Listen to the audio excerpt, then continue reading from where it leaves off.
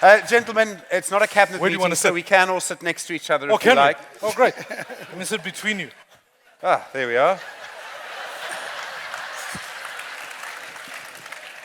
Feels like a date. I'll be the president because I'm distant and aloof. Those are all the jokes that I have. You'll have to listen to Rebecca Davis for more. Before we go any further, I made a promise to these three gentlemen in the green room that I should just journalistically tell you about because of my previous history and some of our previous history at gatherings, which, as I said, I want a constructive conversation, so I'm not going to be a dick. I did say, and I think you'll confirm this, unless they started first, in which case, so there is still some hope that maybe that part of me will emerge. May I ask how bored you are with our politics? How much of a feeling do you get that it is stuck in a rut?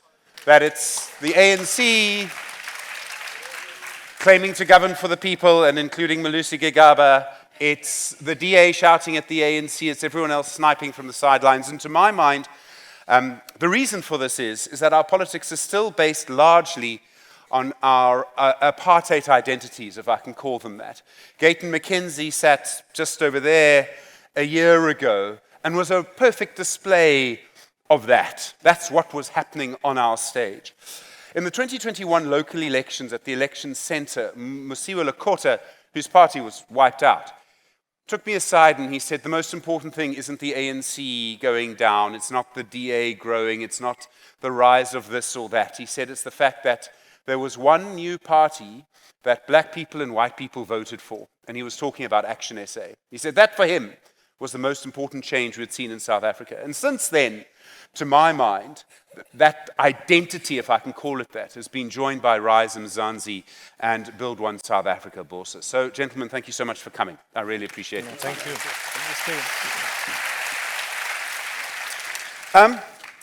Herman, in a way, you kind of started all of this a long time ago now.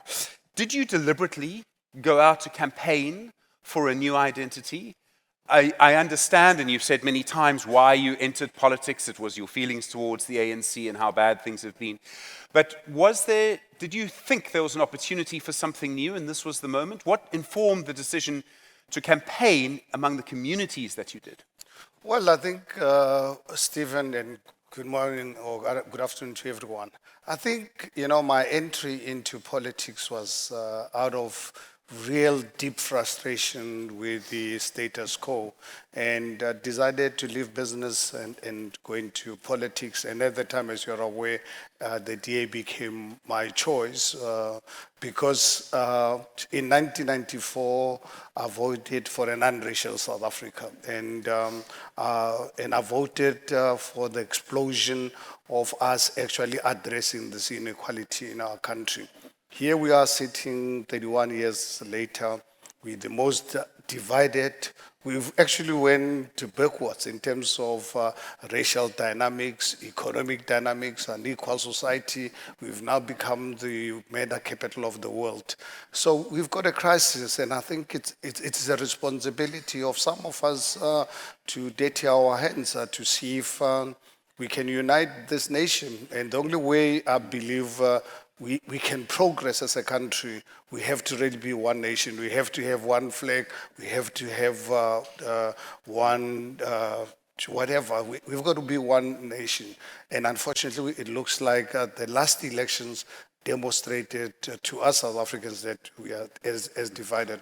And us, as ActionSA, we committed to that project. We know it's not easy because of the failure of the ANC government to unite us. So the general public out there, the voters in particular, they don't believe us any longer as politicians. But we can't give up on the project because if we give up, then we're going to end up being governed by criminal elements. Obviously, feel free. Obviously, Mmusi, I'm sorry, Dr. Maimane. Thank you very much. You and Herman Mashaba come from, you've had experience in the Democratic Alliance, Yeah. right? And the DA, and I made the point that it's sort of stuck in an apartheid identity. It is more complex than that for the DA because it is a very diverse party in itself. But is it harder to campaign for a diverse community? And I realize you have a diverse family, but is it harder, do you think, than to campaign for one ethnic group or around identity politics in South Africa?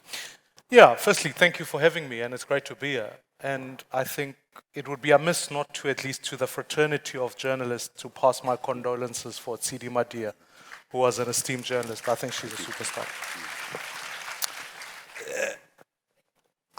The thought that has struck my head permanently of late and has been this idea that all the ANCCs are the injustices of yesterday. All the DACs are the injustices of today.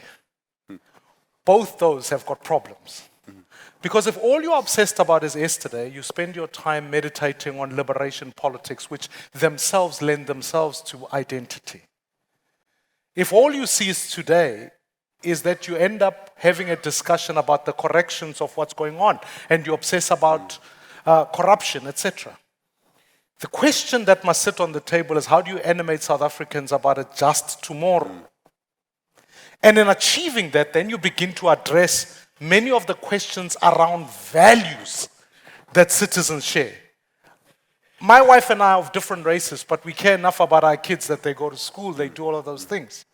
I would argue that despite the differences of race, class, etc., all of us want a better future for our kids, right?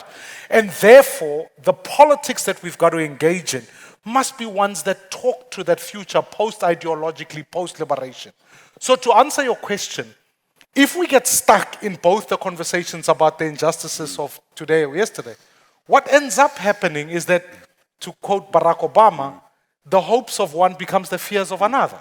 The hopes of blacks to say, let us get land or whatever, become the fears of whites, etc., etc. We have to reset the conversation to say, the sole job of leadership in politics is to give to South Africans their identity as first and foremost South Africans before they are white South Africans or black South Africans or whatever the case might be. And so yeah, it is hard, but it is made hard because we become stuck at the hegemonic thinking of the ANC, which will keep pushing us back to liberation. What makes the job easier, and this is where my hope is in this discussion, is that we are better off having a conversation about our kids. Because you and I will come and go, but I think the next generation hold the keys to building that South Africa we want to see. And that's the investment we've got to make, right?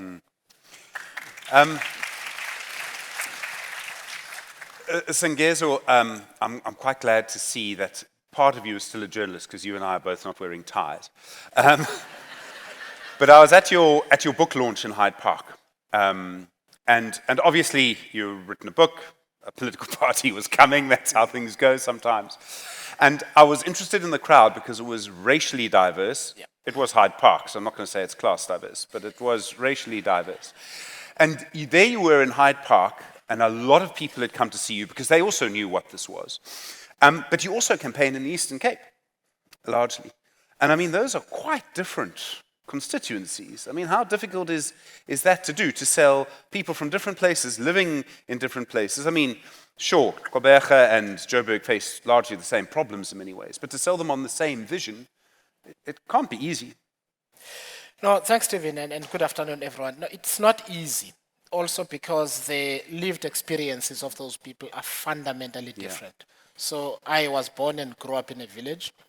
I've never lived in a township, really, simply because I went to the cities in my adulthood and I could afford my own place and that sort of thing. And so South Africans' experiences are diverse. So it's not just race that informs the divisions that you see. There's class, there's where you are located, and the ability to transcend in terms of political and social conversation, all of those realities in the context of South African politics is really important. And I think in the modern age, also the ability to transcend a village all the way to modern business and so on is a combination, I think, South African politics needs in its leadership.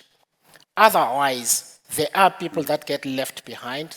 There is trust that gets broken in a sense. There are people who have difficulty with the fact that I was a senior executive in various industries because I'm perceived to not understand the issues of the people that are in the village from where I come from and where I actually have a house and I go there regularly. So, Stephen, it is hard.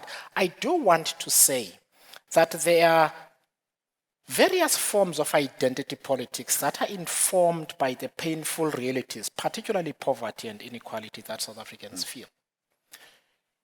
If you break down the black conversation on social media, there's a lot of tribal identity there. Yeah. And it cuts right across class. And you might, because you host a radio show, it might come up from time to time. The immigration question has to do who is not like us and therefore is taking the opportunity away from us. Race in this context falls within that dynamic. And it is important that we do not invalidate people's experiences in that way.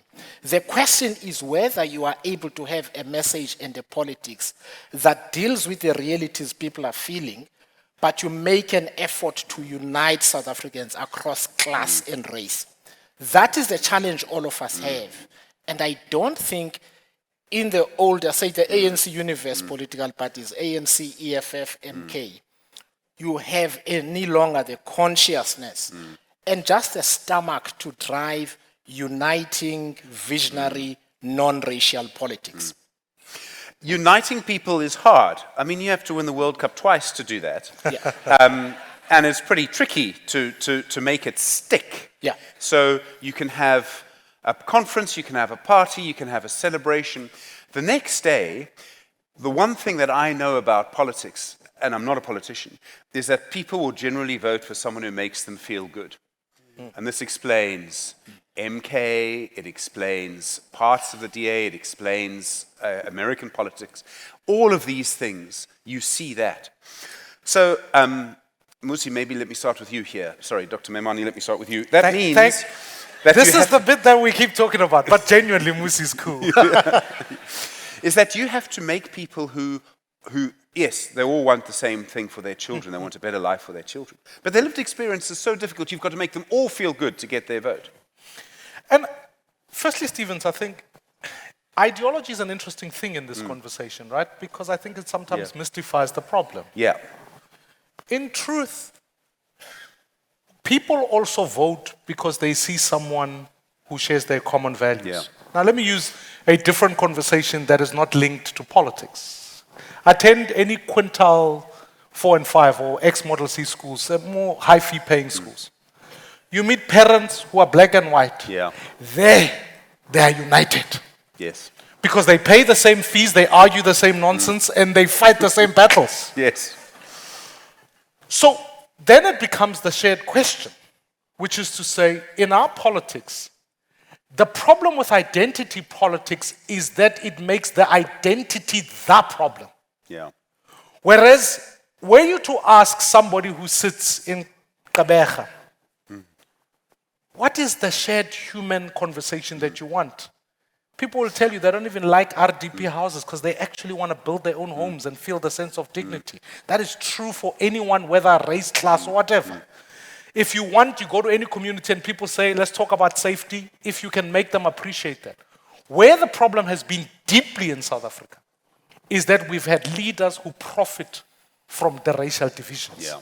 And that's why they keep pumping it back into the system so as to solidify their constituency. You desperately, and this is hard because it is seductive. It is hard. But you have to unhinge yourself from that because here's the thing, even on the tricky issues that manifest in race, I can see it possible that you and I can sit together and say, clearly, there is a problem that when we come to this community, all of these people are poor. And if they happen to all be of a similar race, you as a white South African and I as a black South African can be equally aggrieved by that injustice. So let us align in dealing with that question. It is not to say, because I'm black, my interests are only with black people, and because you're white, your interests are only linked with white people. I can see that I don't need to be a woman to fight against women injustices. I just have to focus hard on understanding the issues so that we can unite around the questions that we face. And not everybody will drink that Kool-Aid, I accept it. But there is a center in our country who will equally show up at the Springbok games as they will to the Bafana Bafana games. It's those people who have been silent that we have not engaged sufficiently. The sort of story of this, when I think it is finally written, will probably start with ActionSA in some ways. Do you think there was a specific reason, Herman, that the first places you got support were in Gauteng? And obviously you had some experience there. You'd been the mayor of Joburg before. You're from that area, Garenkoor, of course, but you know Gauteng well. But was there something happening in Gauteng where people are living lives which are much more shared than some other places? So much more shared than, there's a lot more diversity in Gauteng in an office, I think, than there is in Cape Town, for example, or even Durban. But was there something in Gauteng that you think made it easier for you to start there? Well, I think, Stephen, the reason why we started in Gauteng was because our party actually tomorrow will be exactly 5 years. So we launched ActionSA 29th of August 2020, right in the middle of COVID. We couldn't go out, we were under lockdown. The only way you could communicate with people was using social media and so forth. So I think strategically I said to the team, let's not go out and really overstretch ourselves. Let's contest the 3 metros in Gauteng. That's Johannesburg, Ekurhuleni, and Tshwane. And I was subsequently convinced that we try 3 metros, 3 municipalities in KZN. And we did very well in Gauteng by any measure, receiving the support across all areas. You know, unbelievable. We're really very proud. But then fast forward to 2024, I think I made 3 mistakes. One, I really overstretched ourselves, being only 3 years or so to go nationwide.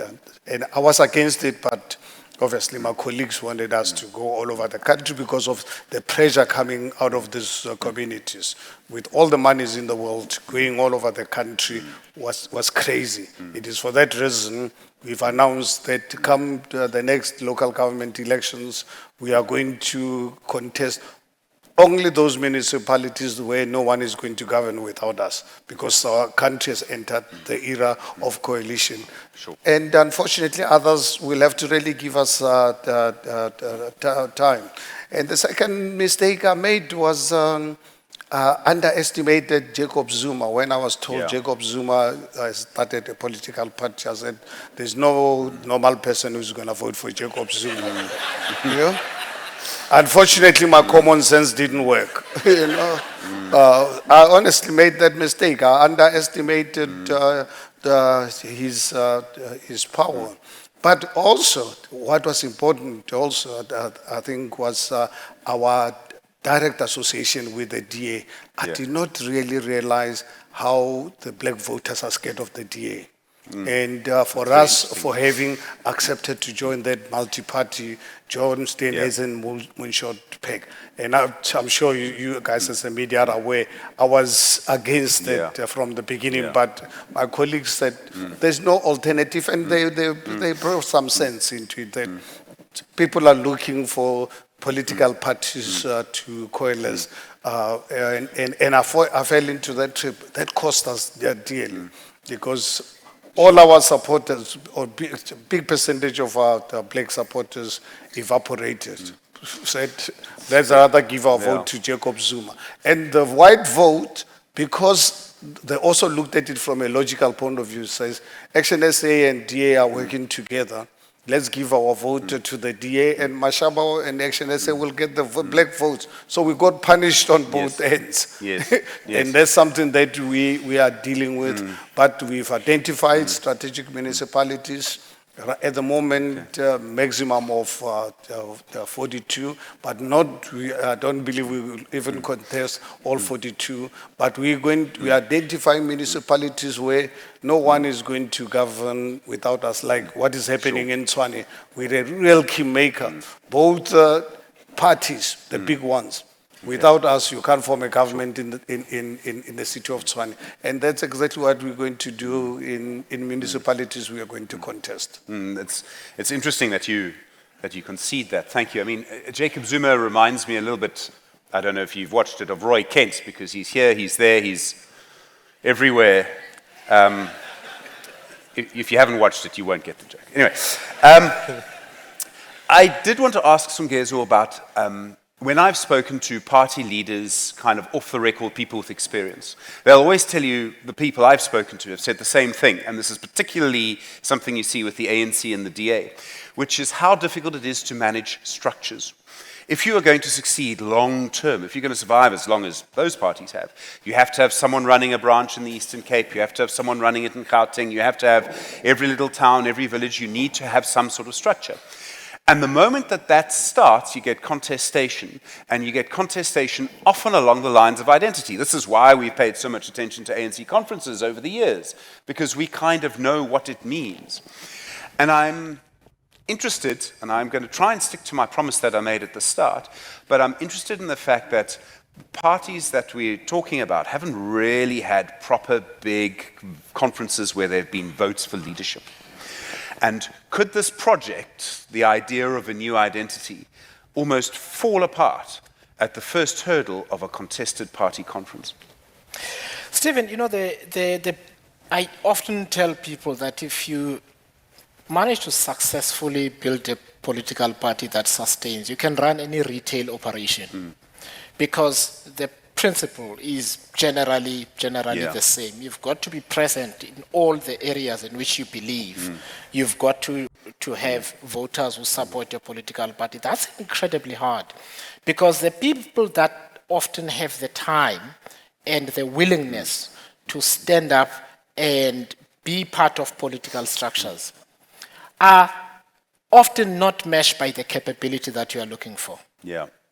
That causes a problem in terms of the quality of the people that you're going to end up with, either in council or parliament and so on. It's a reality of South African politics. People with the capability that the country needs in this moment don't want to be part of political structures. So that is the first thing.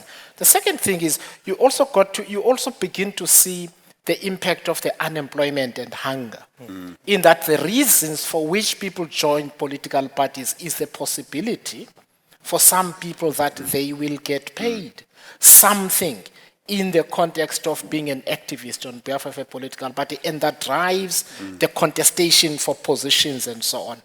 So it's not easy to have a clean process where you've got the right quality of leadership, you've got the right structures, they're all doing it for the right reason, and you're able to have an outcome politically that is attractive to the people who otherwise would want to vote. So those are some of the challenges that you deal with, because people arrive, they really speak well and so on. And after 3 months, people tell you, oh no, he's been arrested twice, that guy. And that person has already organized 400 or 500 people that believe in him or her. And when you try and get those people out of the organization, it's a problem. It's the same problem the ANC, I think Action have dealt with that, BOSA have dealt with that. So there are challenges that have to do with organizing. That is why, Stephen, I continue to say, and people in this room generally, I think, have a good income. The level of education is generally higher than the average. If people like people in this room are not willing to organize politically and become very political, South Africa is going to sink. We are on the brink already. There is no universe where we observe and comment on politics and we come to a place like this where we wish things would get better, in light of what I've just described in terms of what you're dealing with in the activist core. And the country will have a board of directors on Plain Street here that has got the ability to turn the country around and legislate properly. It is not going to happen. And if anyone in this room believes that somehow it is possible, your somehow is misguided. We are in a point of crisis, and the responsibility all of us have is each get 5 to 10 people like yourselves to become politically active so that we can have the outcome that we're looking for. If we don't do it, we will sink as a country and as a society. And this is a time where we don't have a big margin, a big margin of error. We've got to make the right calls in terms of legislation, in terms of policy, and the quality of the political decisions that get made. Identity is important, Stephen, but the quality of the political activist and the representative is even more important, and we are failing at it. Sure.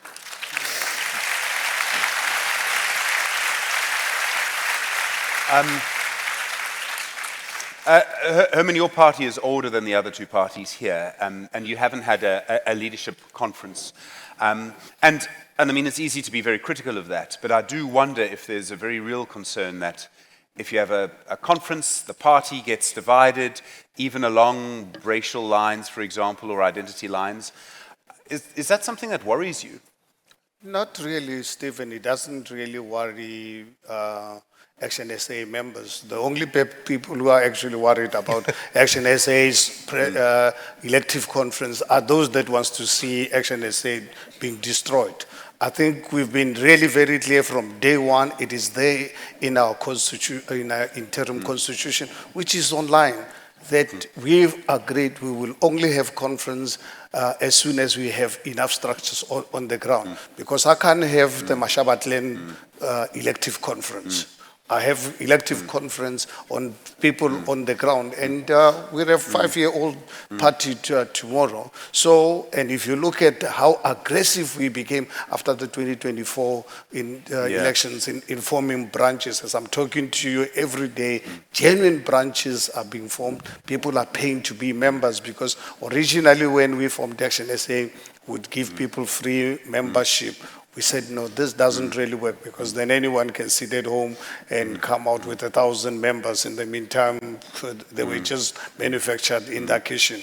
So basically what we've now taken a decision to be a member of ActionSA, you've got to pay the fee of 10 rands. Your membership is valid for a year. You have to be, registered with the IEC, because there's no point in having the members who are not registered with the IEC, because those people don't mean anything to a political party. And those are the processes we are involved in. ActionSA members are very much aware about. The only people who are concerned about ActionSA's conference are those that wants to see ActionSA and Mashaba clan having a so-called elective conference. All right. I mean, it's interesting that you say that, but let's just see how that plays out. There is, and in fact, two people have asked the same question on our WhatsApp, the way we get the messages. Non-Kululeko and Dale both asking about whether or not you could all merge. And there's been a lot of talk about this in the last 2 days. As I understand it, the idea would be that, particularly with Bosa, with Rise Mzansi perhaps, and the Good Party, I must say, I don't see the Good Party in quite the same category as the three parties represented here, because I see it as a sort of one-person party for the moment, but it could still change, and parties do. How serious would you consider the option of merging? Mmusi, if perhaps I can start with you. The idea of actually having, because you are all competing for votes in the same pool. Look, I think I want to respond just twofold, and I'll be quick. I do think political organization has to change if we're going to realize future prospects. Because I even think notionally, these ideas of branches, etc., I get them that they come from a particular era. I think if we were to amend the Electoral Act to allow for people to vote within particular constituencies, what you may very well find is that citizens, the idea of loyalty to one and all of that may become something that's receding. And then we begin to think hard about who's the quality of the leader in my community, in the person who will represent, and therefore it is about democratizing access. So I think we need to rethink it. But that's call me naive and an idealist. I'm sure we'll still need to come back to hardcore branches. On the question you're putting forward, look, I think next year's elections, there are already 427 parties on the ballot. Yeah.